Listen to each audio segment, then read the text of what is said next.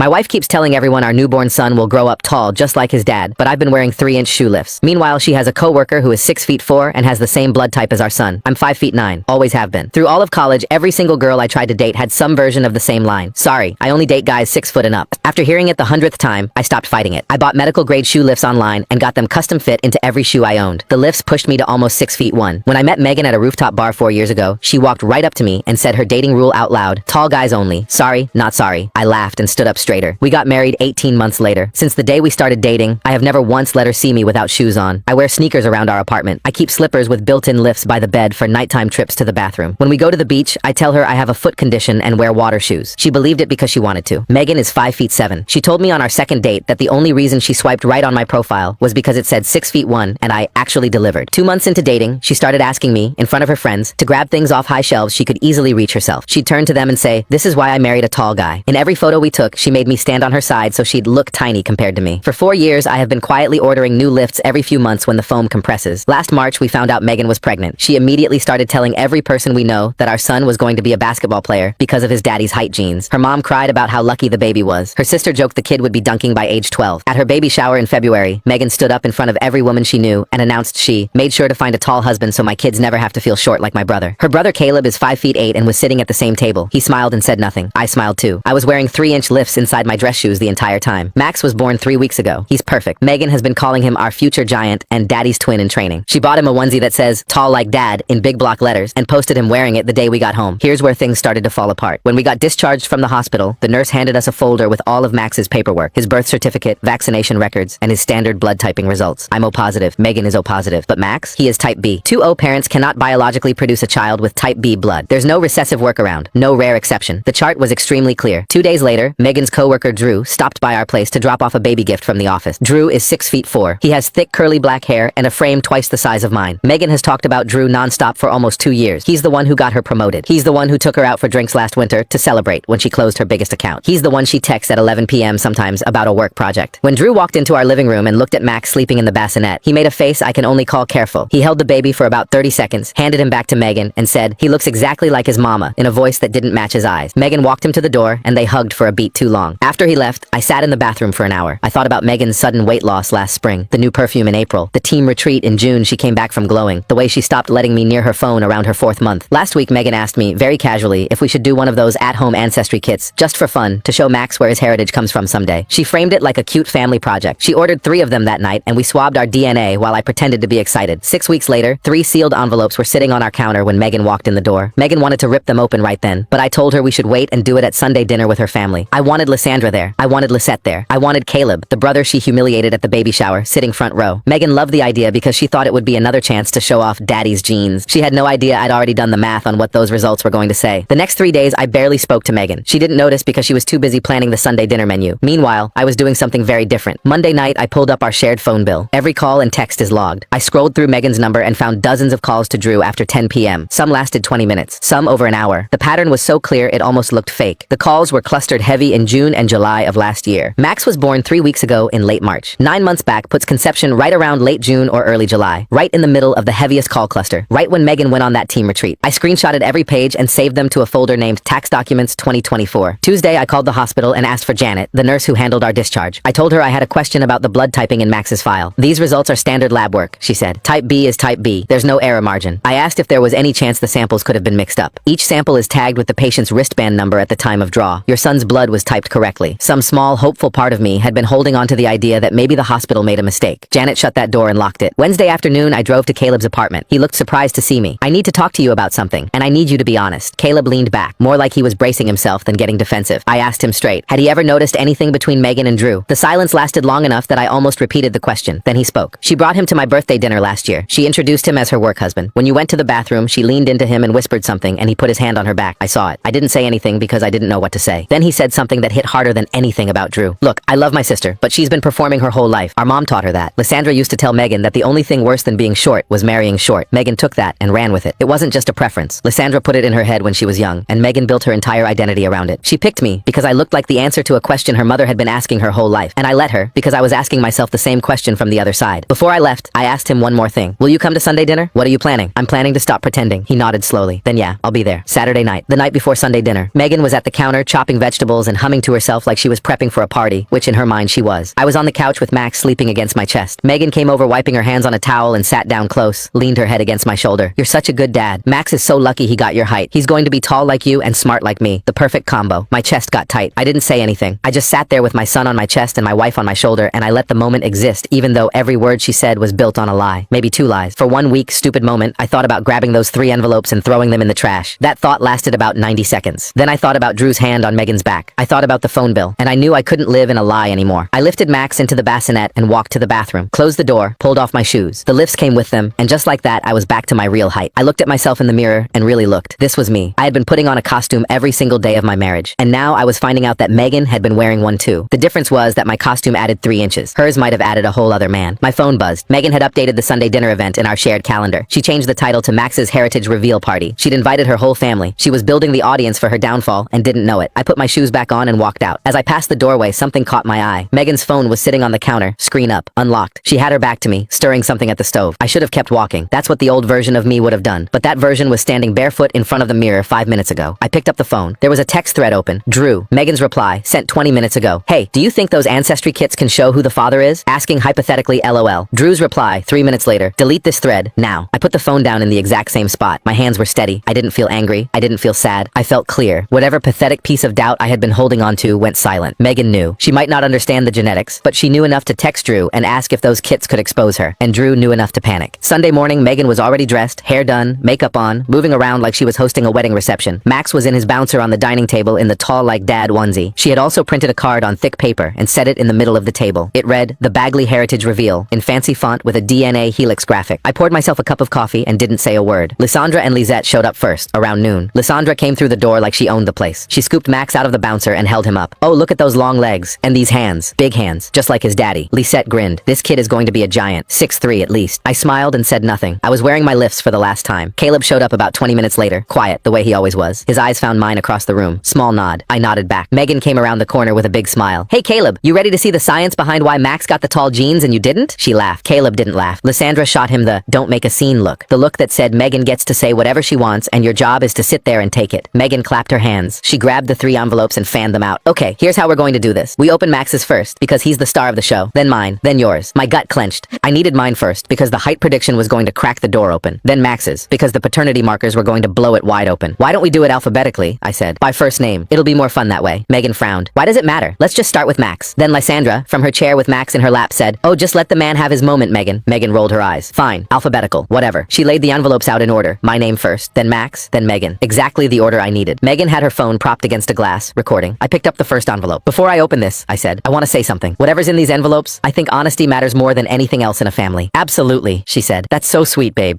She had no idea I was loading the gun in front of her and she was helping me aim it. Caleb's eyes were locked on mine. I tore the envelope open. Heritage breakdown first. Standard. Health markers. Normal. Then I got to the third section. Physical trait predictions. There was a chart. Eye color probability, hair texture, a few other things. And then in plain text, estimated genetic height potential, 5'8" to 5'10". I read it out loud. Every word. For about 2 seconds, nobody said anything. Lysandra's face froze. Lisette slowly lowered her wine glass. Caleb didn't move. Then Megan laughed. That quick, sharp laugh people do when they think someone made a mistake. "That's obviously wrong. You're 6'1". Nobody said a word. I set the paper down. I looked at Megan. "No, I'm not." Then I reached down and pulled off my shoes. Both of them. I set them on the floor and stood up. The difference was immediate. 3 inches is a lot when you're standing 5 feet away from people who have spent 4 years looking up at you. Megan stared at me. Her eyes went from my face to my feet and back. Lysandra's mouth fell open. Lisette put her wine glass down with a small click. The room was so quiet I could hear Max breathing on Lysandra's lap. And then Megan did something that told me more about her than anything she'd said in 4 years of marriage. She didn't ask why. She didn't ask how long. She didn't ask if it was a joke. She looked at me with this tight, twisted expression, almost like disgust, and said, "Put your shoes back on." No. Her voice dropped low. "You're embarrassing me. Put them back on. Right now." Not, "Why did you lie to me?" Put them back on. Like the lie was fine as long as nobody could see it. Caleb said, quietly but clearly, "Let him talk, Megan." Her head snapped toward him. "Nobody asked you. You wouldn't understand. You've been short your whole life." Caleb didn't react. I told them about the lifts, about the custom insoles in every pair of shoes I owned, the water shoes at the beach, the fake foot condition. Then I looked at Megan. I lied about my height because I thought that was the only way someone would love me. And Megan, you made sure I believed that every single day. Lysandra opened her mouth, probably to make this about what I did wrong, but before she got a single word out, Caleb spoke. "Mom, don't. You told Megan her whole life that short men were a deal breaker. This is what that turned into." Lysandra closed her mouth. She looked at Caleb, then at Megan, then at me, and she didn't say a word. Megan straightened up. "Okay, fine. You lied about being tall. That's your issue. That doesn't change anything about our family." She reached across the table toward Max's envelope. "Let's just open Max's and move on." But I got to it first. I picked up Max's envelope envelope before her fingers touched it. She pulled her hand back, and for the first time I saw something flicker behind her eyes, something nervous. Before we open this, I said, I want to ask you something in front of your family. If my ancestry results say I'm 5 feet 9, and you're 5 feet 7, what exactly are the tall genes Max is supposed to have? Megan blinked. She opened her mouth and then closed it again. Lizette turned and looked at Megan with a completely different expression. The amusement was gone. What was on her face now was suspicion, the kind you can't fake. I opened Max's envelope slowly, heritage breakdown first. Then I got to the section that mattered. Paternity markers. A chart comparing my genetic markers and Max's. A number at the bottom. A percentage. A paternity confidence score. I read it once. Then again because my brain needed to see it twice to accept it. The number was low. Way low. Not in the range of a biological father and son. Not even close. I didn't say anything. I just turned the paper around and held it up so the entire table could see it. Nobody at that table had a genetics degree, but they could read a percentage, and they could tell the number next to paternity confidence was nowhere near what it should be. Lysandra looked at the paper, then at Megan. Lizette looked at the paper, then at Megan. Caleb didn't look at the paper. He was already watching his sister. Megan's face went white. It just drained, like someone pulled a plug.